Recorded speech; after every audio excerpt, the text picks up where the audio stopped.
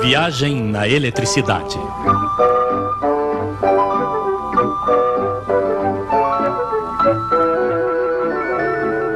As 3 aplicações da eletricidade. Depois dos alternadores, dos transformadores, das linhas de alta tensão, eis que a eletricidade chega à casa de vocês pronta para trabalhar. Algumas vezes ela se encontra frente a frente com um ferro elétrico que deve aquecer. Em outro lugar deve produzir luz. Outras vezes ela faz girar motores de geladeiras ou coisas semelhantes. Claro, não existe uma eletricidade especial para cada tipo de trabalho, sem a qual os ferros de passar começariam a girar, as geladeiras começariam a aquecer, e realmente não é isso que esperamos deles. É a mesma eletricidade, são os mesmos elétrons, mas existem vários modos de fazê-los trabalhar. Os senhores que inventaram a eletricidade haviam notado que no momento em que fazemos passar uma corrente por um condutor, isso sempre desprende calor.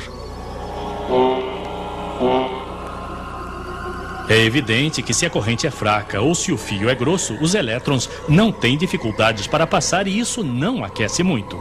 Mas se o fio é mais resistente, ele esquenta.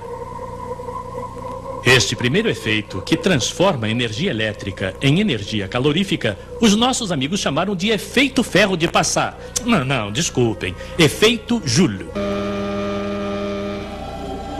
Quando colocavam um fio ainda mais resistente, aquecia ao máximo e produzia luz. Mas infelizmente não por muito tempo.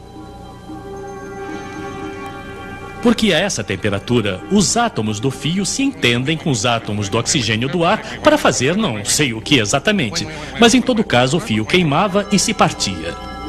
Se o problema é esse, eles disseram, coloquemos os fios dentro de uma garrafinha e a esvaziemos de seu oxigênio para que o fio não queime.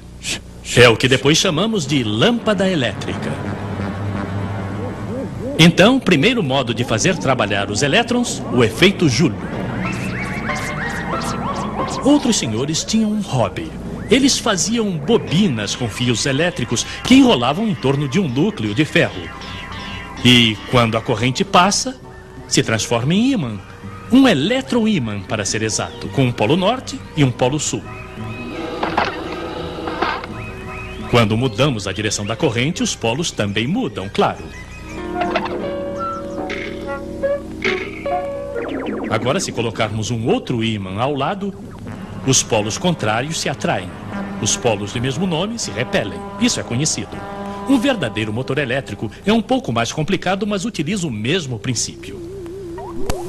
Segundo modo, então, de fazer trabalhar os elétrons, o efeito eletromagnético que transforma a energia elétrica em energia mecânica. Outros senhores finalmente faziam passar a eletricidade não por bobinas, mas pela água simplesmente. A água adicionada de diferentes sais ou ácidos. Dispensaremos a receita. De um lado, vocês colocam o que chamamos de eletrodo de prata.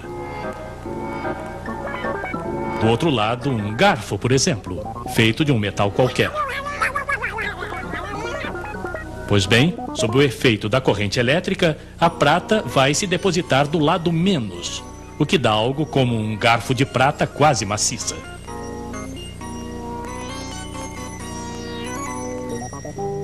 A eletrólise, terceiro modo de fazer trabalhar a eletricidade. E a própria água, que como todos sabem é feita de um átomo de oxigênio e 2 átomos de hidrogênio, é decomposta pela eletricidade.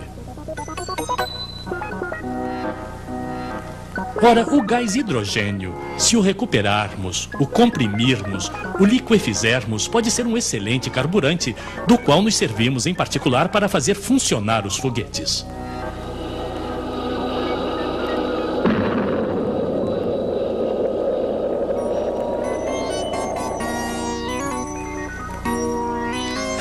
Podemos fazer tantas coisas com a eletricidade.